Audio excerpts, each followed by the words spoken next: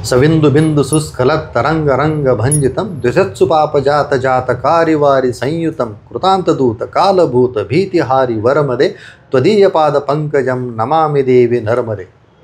असं अत्यंत सुंदर नादमधुर वर्णन श्रीमद शंकराचार्यांनी ज्या नदीचं केलेलं आहे. अशी प्राचीन अशी नर्मदा नदी, तिची परिक्रमा करणं हे खूप जणांचं स्वप्न असतं. नमस्कार, मी शैलेश महामुनी स्वागत करतो या नवीन पॉडकास्टमध्ये. तुम्हाला वाटलं असेल नर्मदा अष्टकापासून मी या पॉडकास्टची सुरुवात का केली. याचं कारण आहे की आज आपल्या स्टुडिओमध्ये एक आमच्याच भागातली एक परिक्रमावासी आलेली आहे. ही परिक्रमा मी आत्ता जसं म्हणालो तसं प्रारब्धामध्ये असेल तरच पूर्ण होते असं म्हटलं जातं. खूप मोठ्या लोकांची ही परिक्रमा अर्धवट राहिली, पूर्ण करता नाही आली. परंतु ज्यांनी अत्यंत कमी वेळामध्ये ही परिक्रमेचा निर्णय घेतला आणि ती परिक्रमा पूर्ण केली, अशा आमच्या जगदाळवाडीच्या सिंधुताई नारायणराव मोरे या आज आपल्या स्टुडिओमध्ये आलेल्या आहेत. त्या जिल्हा परिषदेमधून निवृत्त झालेल्या शिक्षिका आहेत. नर्मदा परिक्रमेतले त्यांचे अनुभव, त्यांचा निर्णय, त्याच्याविषयीच्या त्यांच्या संकल्पना आणि त्यानंतर त्यांच्या आयुष्यामध्ये झालेला बदल, ह्या सगळ्या गोष्टींची आपण आज त्यांच्याशी छान गप्पा मारणार आहोत. नर्मदे हर ताई. नर्मदे हर, नर्मदे हर. माझा पहिला प्रश्न तोच आहे की नर्मदा परिक्रमा ही कल्पनाच येणं मुळात एक विलक्षण गोष्ट मानली जाते. ही प्रत्येकाला कल्पना येत नाही की प्रत्येकाला असं वाटत नाही की नर्मदा परिक्रमा करावी अशी. कारण काही ज्यांना माहिती आहे त्यांना लक्षात येतं की फार खडतर अशी गोष्ट आहे, त्याच्यामुळे कोणी हिंमत करत नाही. पंढरपूरच्या वारीला एखाद्या वेळेस ते जातील, परंतु नर्मदा परिक्रमेची हिंमत करणं हे थोडंसं, त्यातल्या त्यात पुन्हा स्त्री आणि या वयामध्ये करणं हे खरंच स्तुत्य आणि अभिनंदनीय अशी गोष्ट आहे. तर ही नेमकी कल्पना तुम्हाला आली कशी? तुमचं वाचन झालं होतं नर्मदा परिक्रमेविषयी, कोणाचे अनुभव ऐकला होतात, की काय नेमकं कारण होतं की तुम्हाला असं वाटलं की आपण नर्मदा परिक्रमा करावी? नाही, मला वाचनाची आवड असल्यामुळं माझ्या वाचनामध्ये जगन्नाथ कुंटेचं एकदा पुस्तक वाचनामध्ये आलं आणि मला ते खूप आवडलं. पण त्या काळातले ते कठीण प्रसंग वगैरे बघून थोडंसं हे वाटायला होतं. म्हणजे मला परिक्रमा करावी अशी इच्छा म्हणजे झाली. जगन्नाथ झाली होती नेमकं ते कुंटेचं पुस्तक जेव्हा वाटलं आणि त्यामध्ये सांगितलं होतं त्यांनी की परिक्रमा अत्यंत सुंदर आहे. आणि मला पण असं म्हणजे थोडंसं माझ्या वैयक्तिक प्रॉब्लेममुळं, म्हणजे माझा मुलगा 2 वर्षापूर्वी एक्सपायर झाला आणि त्याचं थोडंसं मला म्हणजे नैराश्य निर्माण झालं होतं थोडं माझ्यामध्ये. आणि झोप वगैरे येत नव्हती, थोडं विचार जास्त करायला लागले होते आणि मानसिक शांती पूर्ण गेली होती माझी. म्हणजे थोडंसं मन स्थिरच नव्हतं, कुठेही असं मन लागायचं नाही. मग मला असं वाटलं, पुस्तक वाचनामध्ये आलं, मग काही व्हिडिओ क्लिप बघितल्या मी यूट्यूबच्या बऱ्याचशा. म्हणजे सुरुची नाईकचे काही पुस्तकं वाचण्यात आले त्यांचे पण. त्यांनी सध्या परिक्रमा केली होती, त्यांचे बघितले आणि विचार केला की लोक 2-3 वेळेस परिक्रमा करतात, आपण एकदा तरी करावी. आणि वास्तविक पाहता माझं हे क्षेत्र नाही.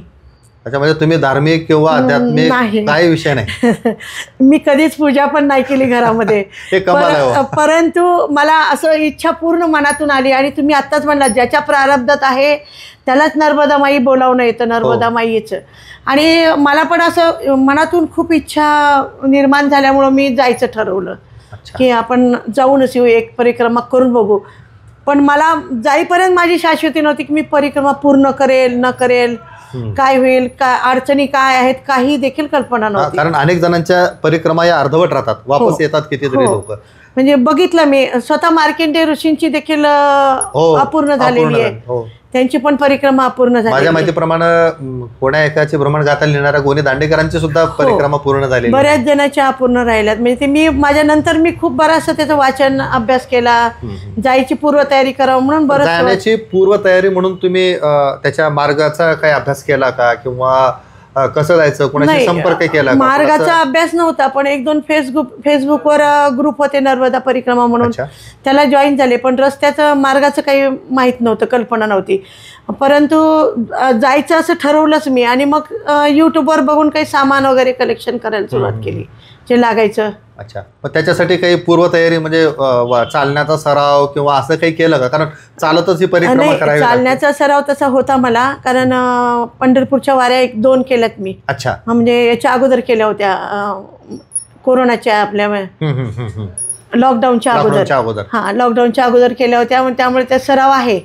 मग चालायचं होता, पण तरी पण असं वाटायला होतं की चालणं होतं का नाही होतं एवढं. 3,500 किलोमीटर, 3500 ते 3600 किलोमीटर होतं ना ते एकदम. पण त्यामुळं थोडंसं भीती वाटायली होती जायला. बरं, आता तुमच्या घर एवढं सगळं भरलेलं, म्हणजे 4 मुलं 7 नातवंडे, एवढं छान असं संसार, म्हणजे हे आध्यात्मिक दृष्टीनं माया वगैरे म्हणता येईल आपल्याला त्याला, पण आपण आपल्या दृष्टीनं आपण एक कोंडाळं म्हणू. तर याच्या मोहातून जाणं आणि या वयामध्ये त्यातल्या त्यात की ज्या वयामध्ये नातवंडाशी खेळण्यामध्ये मन जास्ती रमतं, अशा वयामध्ये तुम्हाला हे सोडून जावं वाटणं, ह्याच्याविषयी घरातल्यांचा म्हणजे त्यांची प्रतिक्रिया काय होती? किंवा त्या 58 वर्षापर्यंत जबाबदारी पाळली आणि आता 61 वर्षाच्या वयात मी परिक्रमेचा विचार केला. आणि मोह तर सगळाच असतोच, नाही असं नाही, पण मला असं मनातून वाटलं की आपण आता कुठंतरी या साईडला जायला पाहिजे अध्यात्माकडे, आणि आपण ही परिक्रमेला पहिल्यांदा पाऊल उचललं पाहिजे, म्हणून मी ह्या परिक्रमेचा विचार केला आणि हे धाडस केलं. घरातून पाठिंबा मिळाला का? नाही ना, अगोदर सगळे म्हणले नाही होतच नाही तुला, तू चालूच शकणार नाहीस, तू काहीतरी लगेच दुसऱ्या दिवशी येशील परत. कारण सुनांना वाटायचं खाण्यापिण्याची हे झाल्यावर लगेच येतात, म्हणजे लगेच परत येतील. काही जणांनी भावानी भाऊजांनी तर शर्यती लावल्या दोघांना, एक जण म्हणलाय नाही पूर्ण होईल, एक जण म्हणलं नाही होणार. म्हणजे प्रत्येकाचे विचार असे वेगवेगळे. आणि हे अशी काय करायला वेड्यासारखे म्हणायचे सगळे रोज तयारी करताना बघून, म्हणजे विश्वास नव्हता कोणाला की परिक्रमा पूर्ण करेल म्हणून. घरातलं झालं. गावात काही जणांना कल्पना होती का तुम्ही निघाला? हा, गावात म्हणजे ज्या थोड्या जणांना होती, पण तो जास्त करून आपल्या भागात इकडं परिक्रमेला येत नाहीत. नाही, माहितीच नाही परिक्रमा माहिती नाही. त्याच्यामुळं काय झालं की म्हणजे एवढं नव्हती. आता आल्यानंतर म्हणाले की आम्ही आलो असतो. बरं, मला आणखी एक विचारायचं आहे की आता आपल्या तालुक्यामध्ये तर माझ्या माहितीप्रमाणे तुम्ही पहिल्याच आहात, त्यातल्या त्यात महिला पुन्हा. तर तुम्ही पहिल्यांदा असं काही शोध घेतला का की आपल्या भागात कुणी केलंय का, त्यांच्या अनुभव, त्याचं मार्गदर्शन? बघितलं, परंतु असं कुणी सापडले नाहीत मला. सोलापूरच्या एक जणांनी केलेलं सापडले, परत पुण्याच्या काही लोकांशी संपर्क करायचा प्रयत्न केला फोनवर मी. आणि आपल्या इथले एक जण असे म्हणजे दुनगे म्हणून होते, ते एक येणार होते. मग आम्ही दोघांनी मिळून जायचं ठरवलं होतं, पण ते नंतर आले पाठीमागून, मी पुढे निघून गेले तोपर्यंत. बरं, नर्मदा म्हणजे परिक्रमेचे काही प्रकार आहेत, तर आपल्या प्रेक्षकांना तुम्ही त्याचे परिक्रमेचे प्रकार, तसेच परिक्रमेमध्ये काही नियम पाळावे लागतात आपल्याला, तर याच्याविषयीची थोडीशी माहिती सांगा. परिक्रमा 5 प्रकारे करतात. पहिली परिक्रमा आहे मार्कंडेय ऋषीने केलेली परिक्रमा. त्यामध्ये असं आहे की उगमस्थान जे आहे अमरकंटक, तिथून निघायचं, त्याला तिथून निघायचं. आणि मार्कंडेय ऋषीने अशी केली होती, त्याचे जे उपनद्या होत्या त्या उपनद्या देखील त्यांनी ओलांडल्या नाहीत. त्या उपनद्याच्या उगमस्थानापर्यंत जाऊन परत असे यायचे. म्हणजे ही सगळ्यात अवघड परिक्रमा होती. मला वाटतं जवळजवळ त्यांनी 40 वर्ष काहीतरी परिक्रमा केली आणि त्यांची तरी पण पूर्ण होऊ शकली नाही. पूर्ण होऊ शकली नाही. ही झाली मार्कंडेय परिक्रमा. दुसरी जिलहरी म्हणून आहे. जिलहरी परिक्रमामध्ये अमरकंटक पासून निघायचं आणि जी म्हणजे पश्चिमेकडे नदी जाते, म्हणजे मैया जाते आपली पूर्वेकडून पश्चिमेकडे, त्या पश्चिमेला मिठी म्हणजे विमलेश्वर पर्यंत जायचं. परत तिथून अमरकंटकला रिटर्न यायचं आणि परत तिथून दक्षिण तटावरून म्हणजे उत्तर तटावरून परत मिठी तलाईला जायचं आणि तिथून परत रिटर्न यायचं. ही जी परिक्रमा आहे ती जिलहरी आहे. आणि याच्यानंतर आहे दंडवत परिक्रमा आहे. ते दंडवत करत जातात. काही जण आहेत तसे पण म्हणजे साधक आहेत की दंडवत परिक्रमा पण करत जातात. ते एक दंडवत बाबा म्हणून आहेत, मी त्यांच्या आश्रमामध्ये राहून आले, ते पण दंडवत परिक्रमा चालू आहे त्यांची सध्या. म्हणजे दंडवत करत करत जाणं, त्याला खूप कालावधी लागतो. अजून परत खंडित परिक्रमा आणि अखंड परिक्रमा.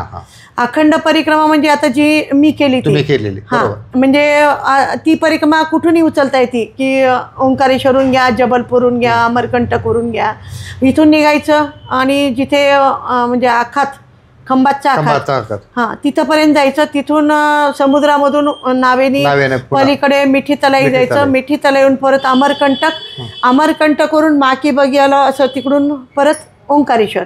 ही झाली म्हणजे अखंड परिक्रमा. आणि काही जण खंडित परिक्रमा पण करतात. त्या खंडित परिक्रमामध्ये असं आहे की जिथून आपण परिक्रमा उचलली तिथून जिथपर्यंत आपली म्हणजे होईल तिथपर्यंत करायची. तिथं खंड पडला परत नंतर तिथून कंटिन्यू करता येते.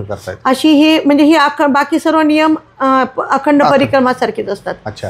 आणि याचे जर नियम जर म्हणले आपण तर जाताना आपल्याला इथून जाताना जिथून आपल्याला परिक्रमा उचलायची आहे तिथं आपल्याला एक संकल्प पूजा करावी लागते. आणि आपण एक संकल्प घ्यावा लागतो. तिथे कन्या भोजन करावं लागतं. आपल्या इच्छेप्रमाणे कढाई म्हणून कढाई म्हणतात ते, म्हणजे आपला शिरा तयार करून त्या कन्यांना दिला जातो. पंडिताकडून आपण तिथे एक संकल्प पूजा करून घेतो आणि संकल्प पूजा करून मग परिक्रमा चालू करायची असते. परंतु त्याआधी आपल्याला मैया ओलांडायची नाही बोलून त्याआधी मादांता परिक्रमा करावी लागते, जी गणेश भगवाननी केली होती. शंकर पार्वतीची जे आपण कार्तिकेय त्यांच्यामध्ये लागले होते ना, तर त्यामध्ये त्यांनी ते परिक्रमा केलेलं ते ठिकाण तिथे आहे. अच्छा. मानदाता. आणि ती परिक्रमा करून यायचं आणि आपण संकल्प पूजा सोडल्यानंतर मग मागे वळूनही पाहायची गरज नाही, सरळ परिक्रमाला सुरुवात करायची. अच्छा. असं आहे. आणि परिक्रमा करताना चालताना काही नियम दिलेले आहेत. काही चालताना आपण दंडक एक घ्यावा लागतो आपल्याला. दंडक पूजा करूनच आपण निघालेलो असतो. तो दंडक सोबत असतो. सकाळी 5-5:30ला उठणे, स्नान वगैरे उरकून मैयाची आरती करणे, परत आपण चालायला सुरुवात करणे आणि सूर्य अस्ताला जाण्याच्या अगोदर म्हणजे दिवस मावळायच्या अगोदर आपल्याला थांबणं गरजेचं आहे आणि थांबलंच पाहिजे असा त्या परिक्रमेचा नियम आहे. कारण कुठेही मुक्काम हो, तुमचा आसरा मिळो न मिळो आपल्याला जर आसरा नाही मिळाला तरी मंदिर असतात किंवा कोणाचं घर जरी सापडलं आपण तिथे थांबावं. शक्यतो आपल्या म्हणजे सूर्यास्त होण्याच्या अगोदर आपण एखादा चांगलासा आश्रम बघून थांबलेलं खूप चांगलं. हा याचा एक नियम आहे. आपण आपले म्हणजे दुसऱ्याला आपल्यापासून त्रास होऊ नये. काही मैयामध्ये आंघोळ करावी, साबण लावायचं नाहीये, म्हणजे केस म्हणजे हे करायचे नाही, साबण वगैरे नाही लावायचं, ही तिथे नियम आहे. अच्छा. असं बरेचसे नख काढायचे नाहीत आणि शक्यतो आपले म्हणजे लोकांना त्रास होईल असं वागायचं नाही. आपण आपली परिक्रमा मिळेल ते आपण साधक आहोत, त्याच्यामध्ये आपल्याला मिळेल ते आपल्याला म्हणजे असं घरच्यासारखी व्यवस्था होत नाही. कधी जंगलात राहावं लागतं, म्हणजे डोलडाल म्हणतात शौचाला जाण्यासाठी. तर डोलडालला जाताना आपल्याला उघड्यावर पण जावं लागतं काही वेळेस. आणि खूप असे साधुमुनी म्हणजे अत्यंत महान साधुमुनी भेटतात आपल्याला आणि ते आपल्याला सेवा देतात. त्यामुळे काही आश्रमात वागायचे नियम आपल्याला पाळावे लागतात. प्रत्येक आश्रमाचे प्रत्येकाचे. कारण काही साधू म्हणल्यानंतर काही तापट असतात, काही मायाळू असतात, काही दयाळू असतात. परंतु आपण आपल्या पद्धतीनं वागायला पाहिजे. कोणालाही आदरार्थी बोलणे, त्रास होणार नाही असे वागणे, त्यांना आल्यानंतर कोणाच्या इथं आपल्याला जायचं असेल तर येऊ का म्हणून विचारणे किंवा त्रास नाही द्यायचा आपण त्यांना. जेव्हा तुम्ही नर्मदा परिक्रमा सुरू केली,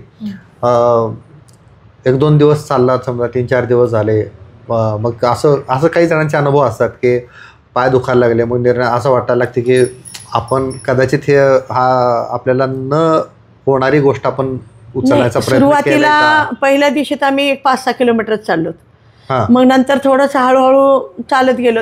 तसं आता बरेचसे त्रास झाले, म्हणजे काय बॅगा वगैरे तुटल्या, पुन्हा शिवत बसायचं, ते तसे त्रास झाले. बाकी पायाचं काय थोडे म्हणजे विमलेश्वरपर्यंत जायचं तर काही झालं नाही. पण दुसऱ्या तटाला जेव्हा गेलो तेव्हा पाय सुजणे, फोडं येणे, नख गेलेत माझे, काही 2-3 नख निघून गेलेत आणि बरेचशा चपला बदलावं लागल्या, बुटं वगैरे असे, म्हणजे थोडासा मामूली त्रास. पण मला तर असं जाणवलं की आपण दिवसभर कितीही थकलो, एक 25 किलोमीटर चाललो, 30 किलोमीटर चाललो, आपण दिवसभर जरी थकलो, दुसऱ्या दिवशी इतकं ताजंतवानं होतं की जसं जादू झाल्यासारखं. कधीच थकवा जाणवत नाही. परत नव्यानं आपण चालायला लागतो, नव्या उमेदीची कृपा आहे. हो, नक्कीच. मी पहिल्यांदा सांगितलं, मी अध्यात्मातला माणूस नाही, पण मी तिथं गेल्यानंतर एवढं मानायला लागले की खूपच. मी घरी पूजा नाही केली, पण तिथं सकाळी पूजा करणे, संध्याकाळी पूजा करणे, सकाळी स्नान करणे, सगळं म्हणजे जितके नियम आहेत तेवढे नियम पाळण्याचा प्रयत्न. बरं, तुम्ही ज्यावेळेस परिक्रमा सुरू केलात, आपल्याला माहिती आहे परिक्रमावासींना खूप छान सेवा दिली जाते, प्रसादी दिली जाते, आसन लावायला जागा दिली जाते. हे सगळं करत असताना काही अशा आठवणीत वृद्ध म्हणजे राहण्यासारखे असे काही प्रसंग आहेत का की ज्यांची बिचाऱ्यांची त्यांची परिस्थिती व्यवस्थित नव्हती पण त्यांनी तुम्हाला प्रसादी दिली? हो, खूप. असे काही प्रसंग आहेत का, काही अनुभव आहेत का तुम्हाला? खूप आहेत. गरीबातला गरीब माणूस बालभोग देतो. बालभोग त्यांनी एक मुठभर मुरमुरे आणि फुटाणे किंवा शेंगदाणे कावण्यात देणार तिथं. त्याची ऐपत नसली तरी तो झोपडीतला असू द्या. असे खूप जाग्यात भेटले. म्हणजे शूलपाणीच्या झाडीमध्ये आदिवासी समाज भेटला. पूर्वी लूटमार होत होती, शूलपाणीचं जंगल त्याच्यासाठी प्रसिद्ध होतं खरं तर, पण आता नाही. तशा आदिवासी एरियामध्ये पण ज्यांनी खूप असं परिस्थिती रस्त्यावर करून खायले होते, ते रस्त्यावर चूल मांडून असं करून खात होते, तर त्यांनी आम्हाला जेवायला दिलं आणि आम्ही मागून खाल्लं. त्यांना भोजन प्रसादी मिळेल का म्हणलं, गरम गरम त्यांनी टाकून दिले चपात्या वगैरे. नर्मदा परिक्रमा तुम्हाला किती गोष्टी शिकवते, म्हणजे शिकवते. जगन्नाथ कुंटेंनी हे खूप छान त्याचं म्हणजे समजावून सांगितले की शूलपाणीच्या जंगलामध्ये जे लुटमार होते, मामा लोक जे लुटतात, तर ते त्याचं कारण असं आहे की हे तुझं नाही आहे, काहीच तुझ्या वस्तू नाही आहे, तुझे कपडे तुझे नाही आहे, तुझं शरीर फक्त तुझं आहे, ते तुझं साथ असेपर्यंत तुझं आहे. ही अनुभूती यावी म्हणून ती लुटमार केली जायची, असं जगन्नाथ कुंटेंनी त्याचा अर्थ सांगितलेला आहे. बरोबर आहे. परिक्रमाचा उद्देशच तो आहे खरा तर. परिक्रमा नर्मदा आनंद देणारी, हा त्या नर्मदाचा अर्थ आहे. आणि नर्मदा हारे, नर्मदा हार जे म्हणतो, नरचा मध हरवणारे, म्हणजे अहंकार अहंकार हारून घेणारी. आपण इथे मी हे आहे, मी ते आहे, मी नोकरदार आहे, मी लखपती आहे, करोडपती आहे, परंतु तिथं गेल्यावर आपण शून्य आहोत. सगळे शून्य शून्य. किती जरी मोठा माणूस असला, किती लहान असला, छोटा असला, परंतु तिथं आपण काहीच नाही. आपण भिक्षुक असल्यासारखे भिकारी आहोत, भिकारी. आपल्याला खरी जाणीव, आपला जो अहंकार सगळा तिथं निघून जातो. नर्मदा मैयाच्या दर्शनाने म्हणा की ते स्नान करण्याने म्हणा, आपला अहंकार पूर्णपणे नष्ट होतो. सुद्धा अहंकार निघून जातो, संकल्पाने पण अहंकार होतो. बरं, आता नेमकं म्हणजे की आता आपल्या समाजामध्ये आपण पाहतो की स्त्री आणि पुरुष दिसलं की लोकांना फक्त नर आणि मादी दिसतं. ही अत्यंत वाईट आणि दुर्दैवी गोष्ट आहे आपल्या समाजामधली, की एक स्त्री आणि पुरुष जर एकत्र दिसले तर त्यांना फक्त नर आणि मादी या नजरेनंच पाहिलं जातं, दुर्दैवानं. परंतु तुमच्या नर्मदा परिक्रमेमध्ये तुम्ही एकट्या इथून गेलेल्या होतात, स्त्री असून सुद्धा, तर तुम्हाला असं कधी कुठं काही जाणवलं का की स्त्री म्हणून एक वेगळी भावना किंवा वेगळा अनुभव, वेगळा त्रास काही? नाही, काहीच जाणवलं नाही. कसं आहे, आपण आता रोज पेपर वाचतो, पुणे मुंबई इकडं तिकडं काही महिलांवर अत्याचार केलेले जाणवतात. आणि जाताना असं वाटलं होतं, म्हणजे मला धाकधूक होती, एकटी कशी जाऊ शकते. परंतु तिथं गेल्यावर असं जाणवलं, त्यांनी जो परिक्रमावासी असतो, तो स्त्री असो पुरुष असतो, त्याला मैयाच्या रूपात बघतात तिथले लोक. आणि त्यांच्या त्या मैयाच्या रूपात बघण्याने असं कुदृष्टी कोणाची जाणवली नाही. सेवाभाव तर एक नंबर, की म्हणजे खूपच असं कधीच नाही. आणि मी बघितलं तिथं काही मुली पुणे मुंबईहून आलेल्या 16 वर्षाच्या 18 वर्षाच्या एकट्या मुली आल्या होत्या. म्हणजे अख्ख्या जगात म्हणेल मी, इतकी सुरक्षित यात्रा कुठेही नाही, कुठलीच नाही. ह्या यात्रेसारखी यात्राच कुठं नाही, एकदम म्हणजे महिला सुरक्षित आहे. ही किती छान गंमत आहे पहा, की नर्मदा परिक्रमेमध्ये आपण एका जथ्यासोबत जातो, मध्येच तो जथ्था तुमच्यापासून सुटतो, पुन्हा दुसरे परिक्रमावासी तुमच्या सोबत येतात. कधी पुरुष येतात, कधी स्त्री येतात, कधी लहान मुलं येतात, कधी वृद्ध येतात, कधी साधू येतात, कधी संन्यासी येतात. तर हे अत्यंत व्यामिश्र असा अनुभव देणारी हे यात्रा आहे. असं कसं आहे, इतक्या अनुभूती मिळतात की याला अनुभूतीच म्हणायला पाहिजे. एखादी सांगता येईल का की तुम्हाला, म्हणजे ज्याला लोक चमत्कार म्हणून आपण अनुभूती म्हणूयात आपण त्याला, की एक छान दिव्य अशी अनुभूती, किंवा आपल्या असं म्हणतात ना की नर्मदा मैया प्रत्येक इच्छा तुमची व्यक्त करते, जर ते आतून आलेली असेल. नाही, मी पुस्तकात वाचलं, बऱ्याच युट्यूबला बघितलं की मैया खरोखर आम्हाला जे म्हणेल ते देते. आणि मलाही थोडी उत्सुकता होती. आणि एके दिवशी सहज मी, म्हणजे माझ्यासोबत एक दीदी होती सिन्नरकडची, शिर्डी जवळची. मी तिला सहज म्हणलं मला पपई खावा, कारण माझा आवडती पपई. आणि पपई खाऊ वाटायला मला, कसं करावं म्हणले मी. घेऊन तर खायचं नाही, आणि कोणाला मागायला तिथं कसं मागावं. पपईची खूप बाग गेली, पण आम्ही म्हणजे घेतले नाहीत. कसं करावं म्हणलं, तर सहज सकाळी म्हणले, आणि संध्याकाळी एका आश्रमामध्ये गेलोत आम्ही. आणि तिथल्या सेवकांनी, म्हणजे बाबाजींनी लगेच आम्हाला सेवेकरी तिथले, अजून त्याच्या हाताखालचे बाबाजीचे शिष्य, त्यांनी एक ग्लास आणून दिला. पिला तर बघितलं चव तर पपईची दिसायली. शरबत होतं. शरबत होतं पपईचं. कसं काय म्हणलं बाबाजी, आणि तुम्हाला कसं कळालं म्हणलं मला शरबत म्हणजे पपई खायची होती. तर बाबाजी म्हणले, सब नर्मदा मैया को समजता है म्हणले ते. सब नर्मदा मैया को समजता है, आपको जो चाहिए वो मिल जाता है म्हणले. आणि बाबाजीने एक मोठी पपई आणून दिली परत, अजून खा म्हणले, अजून खा म्हणले, किती खायचं. हा किती विलक्षण अनुभव आहे बघा. खूप म्हणजे मला इतकं आश्चर्य वाटलं. मी नुसतं म्हणजे युट्यूबला बघून बघून ऐकून व्हिडिओ सांगितलेलेच ऐकले होते, पण हा अनुभव मला आला. गीतेमध्ये जसं भगवान श्रीकृष्णाने म्हटलं की श्रद्धावान लभते ज्ञानम, तर श्रद्धा असली की मिळतं. तसं तुम्ही नर्मदा मैयावरती श्रद्धा ठेवलात तुम्ही की तुम्हाला मैया पुरवते. हो बरोबर आहे. आणि खूप मनातून वाटलं होतं. आणि कसं आहे, कधी उपाशी ठेवत नाही, कधी म्हणजे बरोबर जेवायला मिळणार आपल्याला त्या दिवशी हमखास. तुम्ही कुठेही असू द्या, जंगलात असू द्या. असं एखादा आठवण आहे का की असं वाटलं की आता आपल्याला इथं काहीच मिळणार नाही, आपल्याला कदाचित उपाशी झोपावं लागेल, पण नाही, अशा वेळेस ही कधी कधी आज दिवसभर नाही भेटतं का, आज काही भेटतं का नाही असं वाटलं, कुठून तरी आवाज येतो, मैया थोडा चाय लेके जाओ, मैया थोडा बिस्किट खाके जाओ, कुठूनही आवाज येतो. सकाळी आपल्या घरी आपल्याला नाश्ता 9:30-10 शिवाय मिळत नाही, तिथं 6:30ला आम्हाला बालभोग मिळायचा. असं आश्रमातून बाहेर आलो की हॉटेलवाले जे पोहे वगैरे करून ठेवलेले असायचे, खाऊ घातल्याशिवाय बाहेर जाऊ देत नव्हते, रस्त्याने चालू देणार नाही. नाही बालभोग लेके जाऊ मैया म्हणणार. कुठल्याही कितीही उत्पन्नाचं साधन छोटं असेल त्याचं. आणि नर्मदा असा नियम आहे परिक्रमाचा की कुणी दिलं तर नाही म्हणायचं नाही त्यांना, कारण जर नाही म्हणलं तर मग मैया आपल्यावर रागवते आणि आपल्याला दिवसभर खायला भेटत नाही. मी परवाच कोणाचा तरी एकाचा अनुभव वाचत होतो की अत्यंत खराब असलेलं म्हणजे विटलेलं असं वरण काहीतरी एका झोपडीमध्ये त्यांना देण्यात आलं आणि काही परिक्रमावासियांनी ते नाकारलं, पण यांनी घेतलं ते, त्याचा काही त्रास झाला नाही त्यांना. नाही काही होत नाही, कारण आम्ही बघितलं काय, आता आपल्या घरातल्यासारखं जेवण नाही मिळत, तिखट मिळतात, जाड असतात. आपण आता इकडचं खाणं वेगळं ते वेगळं. मी जास्त तिखट खायची, तिथं तिखट बंद झालं माझं सगळं, म्हणजे राग गेला, शांतता, खूप शांत झाले. जेवणात काही मिळालं ते गप्प मैयाचा प्रसाद म्हणून ग्रहण करायला लागले मी. म्हणजे त्याच्याकडे मी येणारच आहे की नर्मदा परिक्रमा केल्यानंतर आपल्यामध्ये काय बदल होतो, आणि तो फक्त शारीरिक नाही, तो आध्यात्मिक पातळीवरचा बदल असेल, तुमच्या मानसिक पातळीवरचा बदल असेल, तुमच्या शारीरिक पातळीवरचा बदल असेल, तर काय बदल जाणवले तुम्हाला की नर्मदा परिक्रमेच्या अगोदरची सिंधुताई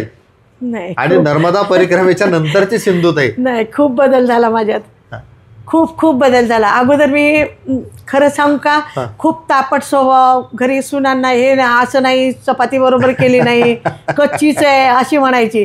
तिथं जेव्हा गेले, नर्मदा मैयाचा प्रसाद म्हणून जेव्हा घ्यायला लागले, इतकं गोड लागायचं ते अन्न. ते जाड असू द्या, कच्चं असू द्या, काही साधूबाबांनी बनवून दिलेलं असतं. आता त्यांनी कसं आरावर भाजलेलं असतं, काही वेळेस कच्चंही राहतं मध्ये, ते पण भक्षण करायचं, ताटात काही ठेवायचं नाही, हा नियम आहे. मग त्यामध्ये खूप असं म्हणजे इतकी शांत वाटायला लागलं आणि समाधानाने तृप्त झाल्यासारखं व्हायचं. त्यामुळे मी आता सगळंच सोडून दिलं, आता काही वाटत नाही. आता सुनाने करपलेली जरी दिले तरी आता नाही रागवणार. आता नाही रागवणार, कारण तिकडे जाताना वेगळी होते, मी येताना वेगळी होऊन आले. आता तुमच्या सुनांना खूप बरं वाटलं की आमच्या सासूबाई बदलून आली. नर्मदा मैयाच्या याच्यामध्ये आम्हाला दुसरी सासू छान मिळाली, चेंज झाले. म्हणजे इतकं समाधान वाटायला लागले की खूपच. अगोदरची आतामध्ये खूप फरक आहे. आता थोडं नामस्मरण चालतंय, तेवढं करते. अगोदर बिलकुल काही पण नाही करत होते मी. अच्छा. म्हणजे अध्यात्म नव्हतंच माझं क्षेत्र. बरं, आल्यानंतर म्हणजे एवढी मोठी परिक्रमा, कारण हे आम्ही सुरुवातीला म्हटलं सगळ्यांचेच अनुभव आहेत की अत्यंत अवघड अशी परिक्रमा आहे. 3,500 किलोमीटरची परिक्रमा, म्हणजे 35 ते 36 किलोमीटर साधारण. 3 महिने लागतात, कुणाला 4 महिने लागतात, कुणाला 5-6 महिने सुद्धा या परिक्रमेला लागतात. तर अशी परिक्रमा करून आल्यानंतर गावकऱ्यांची आणि तुमच्या कुटुंबियांची तुमच्याविषयीची भावना किंवा तुमच्याकडे पाहण्याचा दृष्टिकोन हा नेमका बदलला, काय झालं नेमकं? हो, चेंज झाला, कारण मीच चेंज होऊन आले ना. मी बदलून आल्यामुळे प्रत्येकानं वाटायला ही पहिलीची सिंधू नाहीये, त्याच्यामुळे प्रत्येकाचा चेंज झाला. बघण्याच्या आदरार्थी म्हणजे सगळेजण बघायला लागले, वयस्कर लोक येऊन दर्शन घेतले, म्हणजे थोडंसं वेगळं वाटायला लागलं असं. आणि तिकडं रस्त्याने पण असं म्हणजे खूप लोक, इतका सेवाभाव चांगला आहे त्यांचं की खूप अफाट. अच्छा. काही साधू संत वगैरे जे भेटले तुम्हाला त्याच्यामध्ये, तर त्यांच्याकडून काही शिकता आलं का किंवा त्यांच्याकडून काही घेता आलं का तुम्हाला?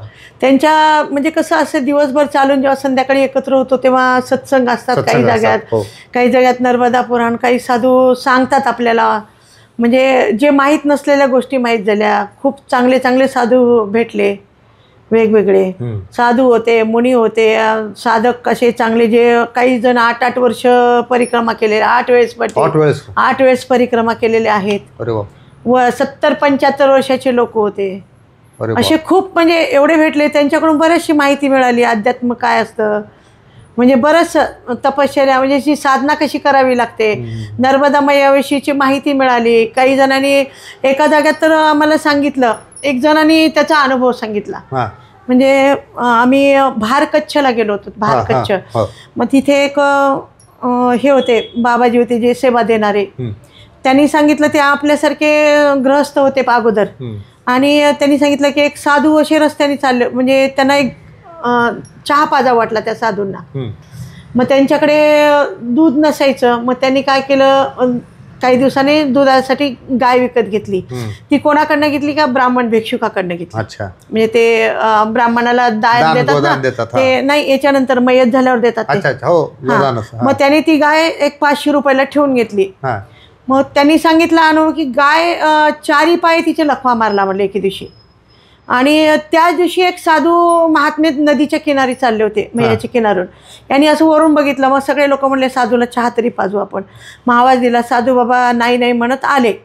आल्यानंतर त्यांनी बघितलं, मैया क्या हो गया, क्या हुआ बाबा जी, क्या बात है, काली चाय दी आपने बोले. तो उन्होंने बताया कि बाबा जी हमने जो माता ली थी, गौ माता ली थी, उसके 4 पैर को लखवा मार गया.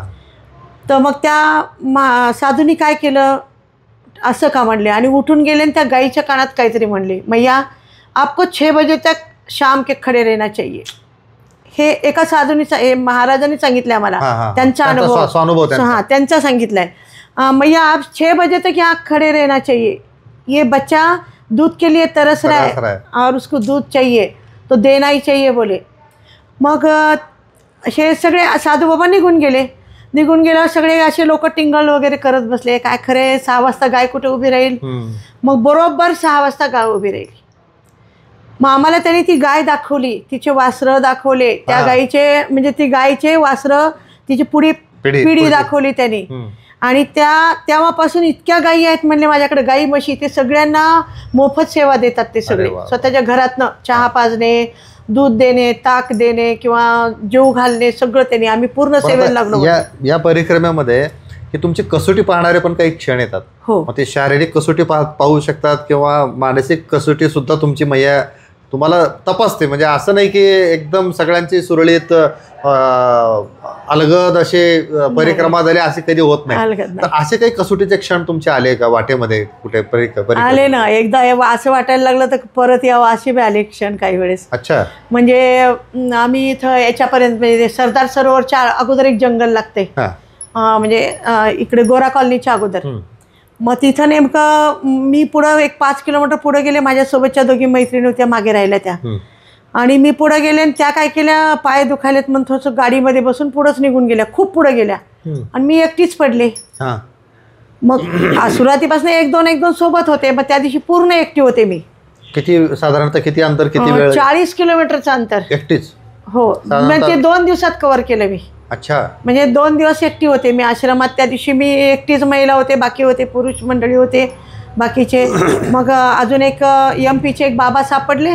मग त्यांच्यासोबत आम्ही दोघांनी मिळून ते जवळजवळ 45 किलोमीटर अंतर काढलं दुसऱ्या तिसऱ्या दिवशी. त्यावेळेस वाटलं का म्हणजे?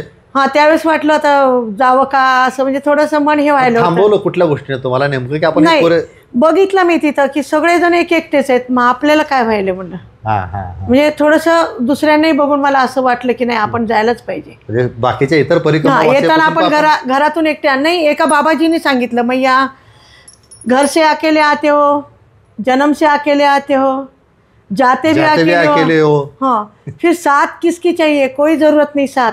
आप कितना भी साथ रखेंगे तो भी मैया आपको बिछड़ देंगी, नहीं तो मिला देंगी. आज अगर ये बिछड़ गया तो कल दूसरे को मिला देंगी.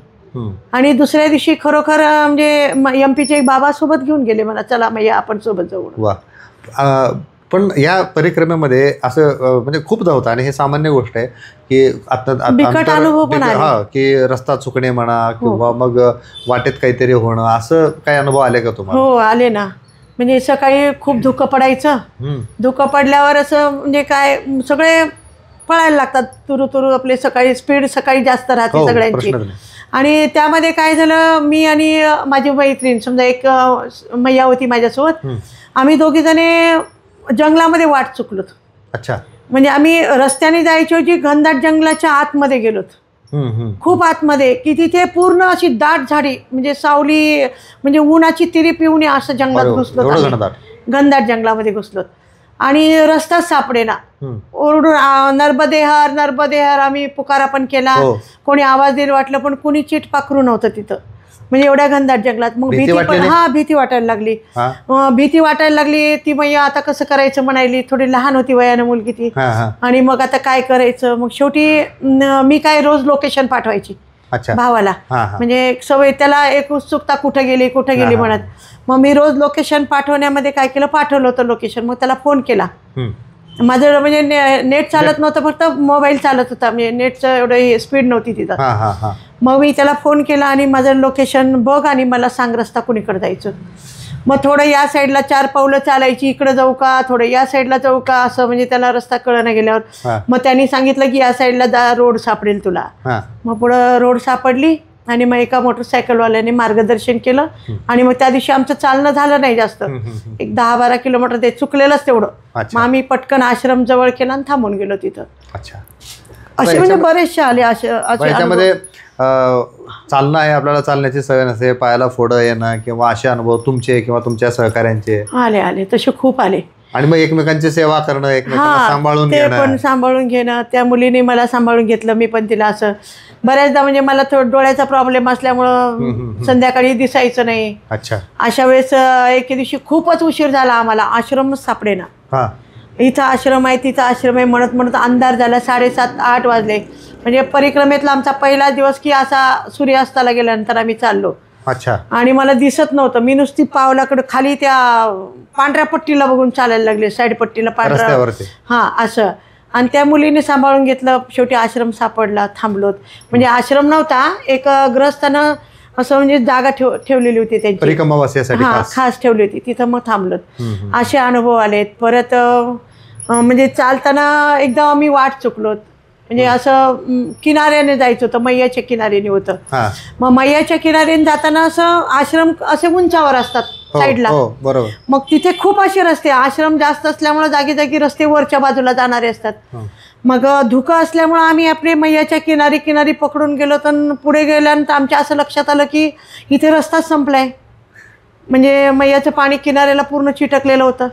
मग आता रस्ता संपला. आता पाठीमागे किती लांब आम्ही सोडून आलो होतो. मग आता कुठं जायचं, मग काय करायचं. मग साईडला बघितलं, साईडला अशा बकऱ्या गेलेली थोडीशी जागा होती, म्हणजे पूर्ण घसरंडी होती आणि पाऊस पडलेला होता त्याच्यात. मग आम्ही काय केलं, तिथं त्या वेली वगैरे असे झाडं झुडपं धरून अक्षरशः रांगत वर गेलो दोघी जणी. भीती खूप वाटत होती, फार भीती वाटत होती. मग वर गेल्यानंतर एका शेतकऱ्यांनी रस्ता दाखवला. नाही, चिखलानं तर अजून एकदा पडले होते मी. चिखलानं मी नेमकी अगोदर बूट वापरले, बिंबलेश्वर पर्यंत बूट वापरला.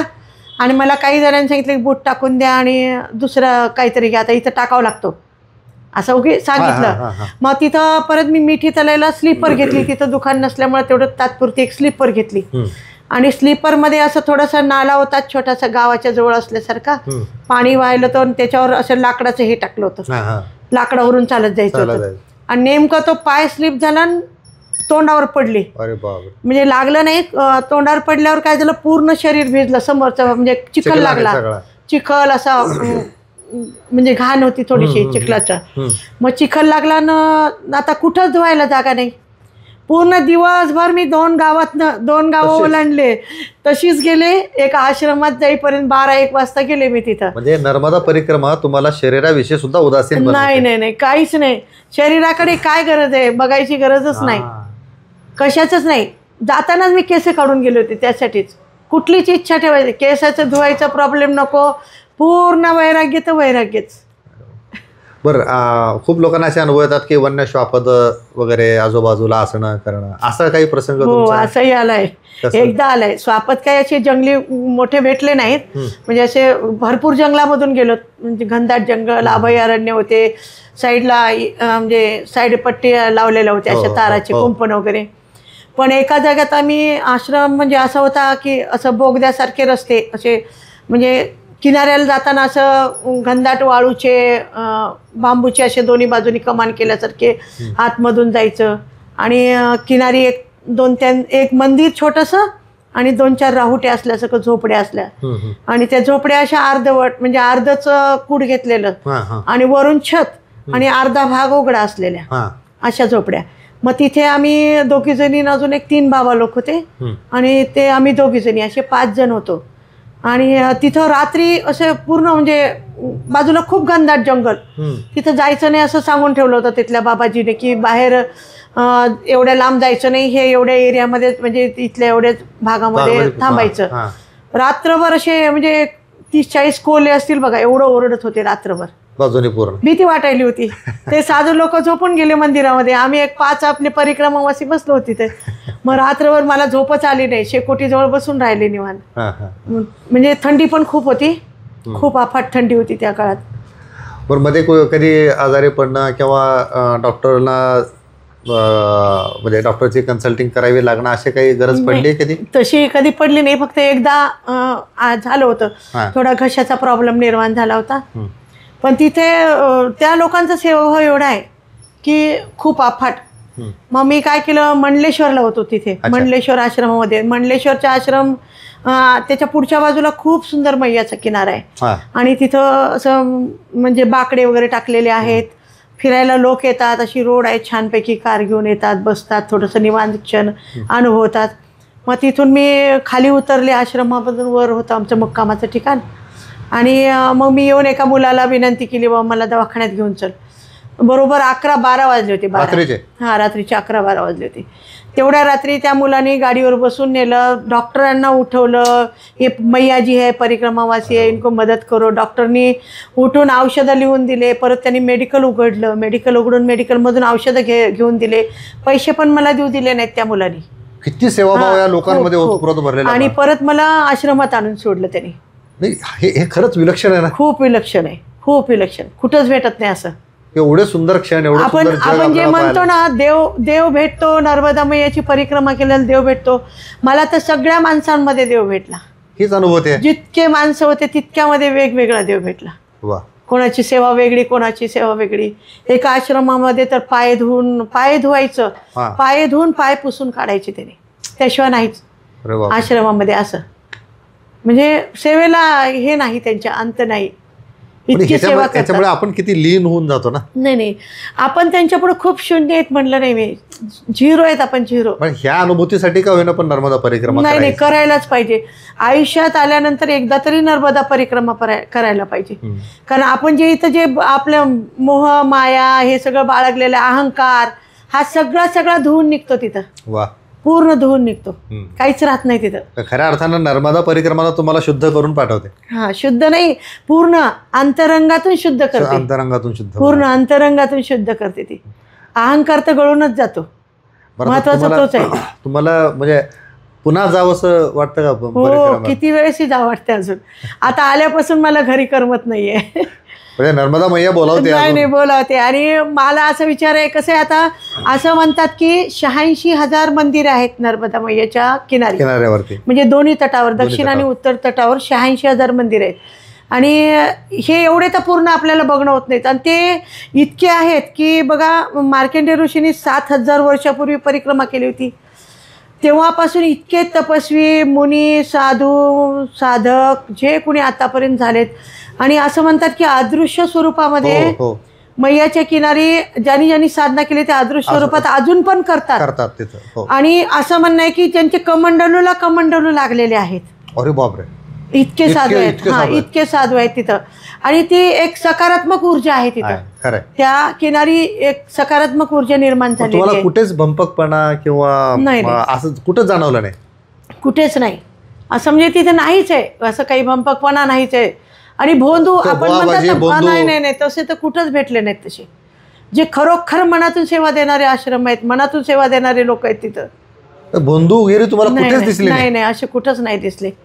ही विलक्षण पण गोष्ट आहे. असे ह्याच्यामध्ये जाऊ शकतात म्हणून त्यासाठी ते गजानन महाराज आश्रमामध्ये कार्ड बनवून देतात आपल्याला.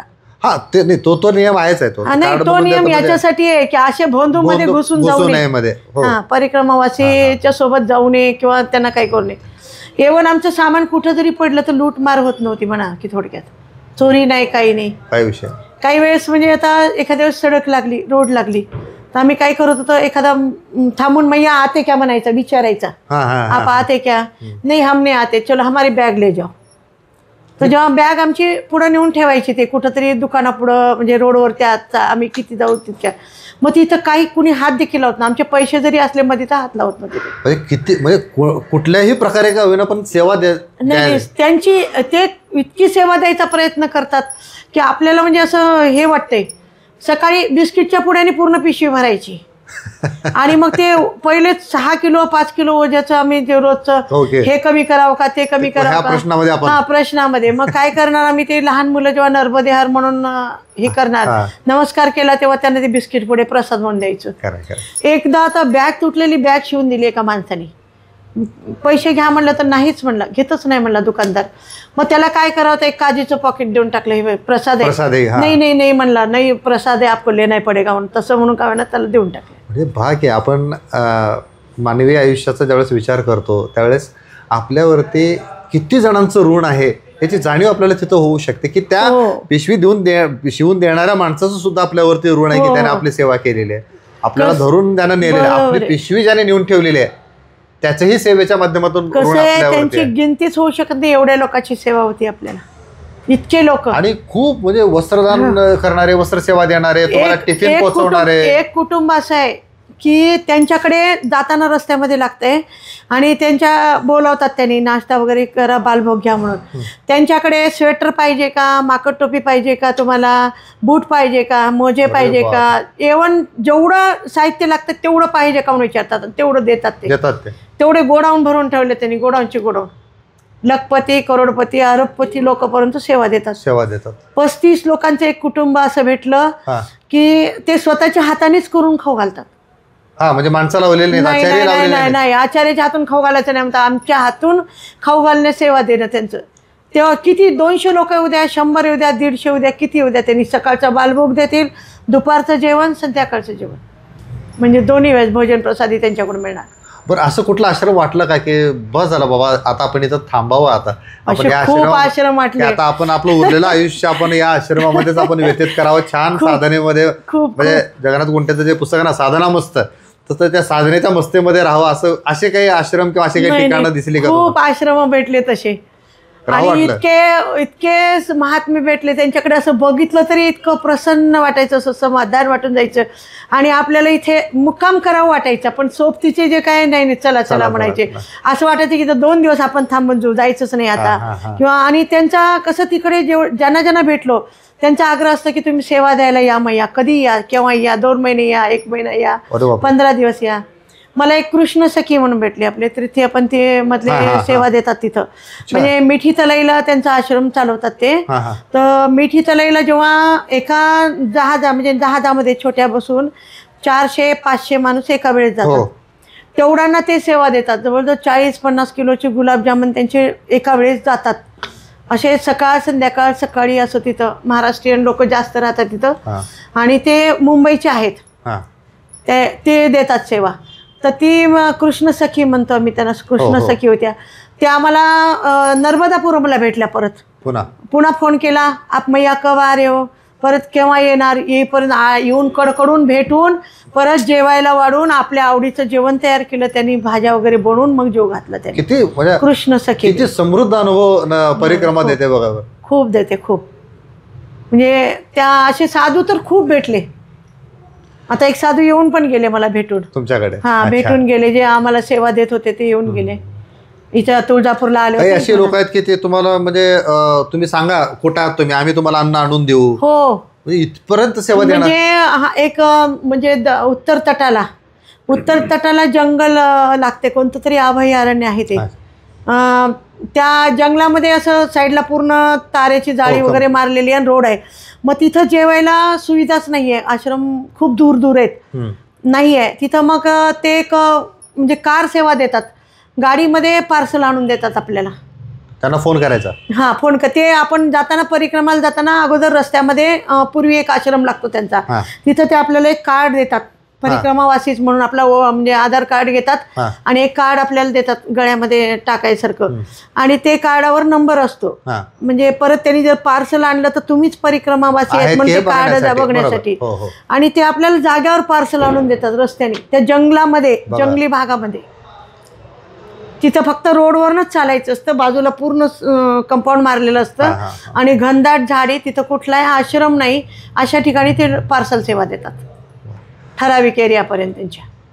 फक्त आणि फक्त मग आम्हाला एक दिवशी पार्सल त्यांनी दिलं, दुसऱ्या दिवशी पार्सल आणा म्हणलं, आम्ही आणायला गेले आणि नेमकं पाठीमागे एक 50 परिक्रमावासी भेटले आणि पार्सल पूर्ण संपले. त्यांनी आमच्यासाठी परत वापस जाऊन कचोऱ्या घेऊन आले आणि त्या दिल्या, पण दिल्या त्यांनी आम्हाला, जीव घातला त्यांनी आम्हाला तिथं. त्यांनी परत जाऊन परत आणून दिले. इतके लोक इथं थांबलेत बाबा म्हणून. म्हणजे परिक्रमा केल्यानंतर असा एक म्हणजे अनुभव म्हणा, अनुभूती म्हणा येते का की सगळीकडे सगळं छान दिसायला सुरू होतं, सगळे लोक छान दिसायला सुरू होतात, खूप छान वाटतात सगळे, जगच किती सुंदर. मुळात निसर्गच एवढा सुंदर आहे तिकडचं की सगळंच चांगलं वाटायला लागते. साधू तर आहेतच, साधू आहे, तिथले लोक आहेत, तिथले रहिवासी आहेत, ते देवीच्या स्वरूपात बघतात, एवढी अफाट सेवा देतात की आपल्या आईपेक्षा जास्त समजतात ते. कुणी असं म्हणजे येणे जाग्यावर येऊन देतात तिथं, आणि गावची गाव दर्शनाला येतात. अरे बापरे. काही जाग्यात असंही बघितलं की आपण त्या रूममध्ये बसलेला असलो तरी असं आतमध्ये येऊन त्रास देणार नाहीत ते तुम्हाला, त्या दाराच्या उंबरट्याला पाय पडून जातात. पण गावचे गाव लहान मुलं असंही येतात, लहान मुलं येतात, वडीलधारी येतात. नेमकं काय भावना होते बरं? म्हणजे एका बाजूला तर आपण फार मोठे कोणी पोचलेले साधू संत नाही, काही नाही, साधे फक्त आपण काय निर्णय घेतला तर नर्मदा परिक्रमेचा निर्णय घेतलाय. एवढं परिक्रमा करतोय आपण, पूर्ण होईल की नाही हेही माहिती नाही. ह्या प्रवासात असताना इतका आपल्याला आदर सन्मान मिळतो, त्यावेळी नेमकं काय विचार येतात आपल्या? आपण त्या लायकीचे आहोत का नाही हा विचार करायला प्रवृत्त होतात. पुन्हा लीनता तुमच्यामध्ये की आपण आपली लायकीच नाही तरी आपल्याला लोक एवढे म्हणजे हे करायलेत, म्हणजे आपल्याला तो विचार येतो की आपण कोण आहोत, काहीच नाही. म्हणजे स्वतःची ओळख जर करून घ्यायची असेल तर नर्मदा परिक्रमा करायची, स्वत्व जर हुडकायचं असेल तर नर्मदा परिक्रमा करायला पाहिजे. तिथंच खरं आपल्याला जाणीव होती की आपण काय आहोत. आता पुढच्या परिक्रमेचा काय विचार आहे ना? पुढची परिक्रमेला बाईकवर जायचा विचार आहे. अच्छा. कारण कसं झालंय आता काही ठिकाणं म्हणजे मर्यादा पडतात चालण्याला. म्हणजे काही वेळेस काय होतं, आपण रस्त्यावर गेलो 5-6 किलोमीटर आतमध्ये मंदिर असतं एखादं, मग तिथं चालत जा 4-5 किलोमीटर परत चालत. मग अशा वेळेस काही जण ते सुटतात मंदिरं. मग असं वाटायला लागलं की आपण म्हणजे बाईकवर जर केलं, आता शूलपाणी झाडी तर माझी झाली आहे, मग बाईकवर जर केलं तर आपल्याला ही परिक्रमा चांगल्या प्रकारे करता येईल. शूलपाणीच्या जंगलामध्ये जाऊ नका वगैरे असं कोणी काही सल्ला दिला नाही होते. आम्हाला एक ग्रुप सापडला होता. मग त्यांचा ग्रुप कसा होता, त्यांचे सामान वगैरे ठेवायला त्यांनी टेम्पोची सुविधा होती त्यांची. MP चे होते ते, उज्जैन साईडचे. त्यांच्याकडे ते कामदार काहीतरी म्हणतात, म्हणजे ते शेतकरी सगळे होते, शेतकरीच होतात. मग त्यांचं असं म्हणणं होतं की मैया जी आप हमारे इसमें बैग रखो और 52 गजा मार्ग से हम चले जाएंगे. पण आमचं मन होतं की हा शूलपाणी झाडी बघितल्याशिवाय जायचंच नाही, म्हणून आम्ही आमच्या बॅगा उतरवून घेतल्या एकच दिवसात. सकाळी ठेवल्या होत्या, लगेच दुपारी उतरवून घेतल्या. नाही म्हणलं आम्ही तुम्ही जा तिकडून, आम्ही इकडनं शूलपाणी मधूनच जाणार. मग लखनगिरी बाबाच्या आश्रमला गेलो. मग तिथून म्हणजे जवळजवळ 16-17 दिवस लागतात त्या झाडीमधून. म्हणजे पूर्ण झाडी नाही, बाकी थोडं जंगल पण आहे तिथं. आणि याच लखनगिरी बाबांनी ते लूटमार वगैरे बंद केली, त्या लोकांना प्रबोधन केलं. त्यांनी सांगितलं प्रबोधन करून ही लूटमार त्यांनीच बंद केली. त्यांचं दर्शन झालं नाही? त्यांचा आश्रम आहे, आता नाही हयात. फक्त सियाराम बाबाचं दर्शन झालं तेलिया भट्यांना. अरे वा. आणि त्याच्यानंतर एक 10-15 दिवसांनी बाबा गेल्याचं कळालं. अच्छा अच्छा अच्छा अच्छा. तुम्ही आता सामान्य लोकांना ज्यांच्या किंवा माझ्यासारख्या ज्यांना इच्छा आहे नर्मदा परिक्रमा करण्याची, असे लोक खूप आहेत. नर्मदा परिक्रमेविषयीची माहिती जाणून घेण्याची इच्छा असलेले भरपूर लोक आहेत. अशा लोकांना तुम्ही काय सांगाल? त्याने कसं आहे, माझं असं म्हणणं आहे की आयुष्यात आलं तर परिक्रमा करायलाच पाहिजे. परंतु कसं आहे, माझी थोडी गडबड झाली. माझं असं म्हणणं आहे की परिक्रमा करायची, परंतु एकदम शांत मनानं 10-15 किलोमीटर कमीत कमी रोजचं, फक्त थोडं चालावं आणि सगळं व्यवस्थित प्रत्येक आश्रमामध्ये जात, प्रत्येक साधूंशी ओळख करून घेत, कसं आहे त्यांच्याकडून काही मिळतं का बघणे, त्यांच्याकडून जे चांगलं ज्ञान मिळेल असं, म्हणजे हे आमच्याकडून राहिलंय काही वेळेस. थोडे थोडे महत्त्वाचे ठिकाणं झालेत आणि हे सगळ्यांनी करावं असं मला वाटतं.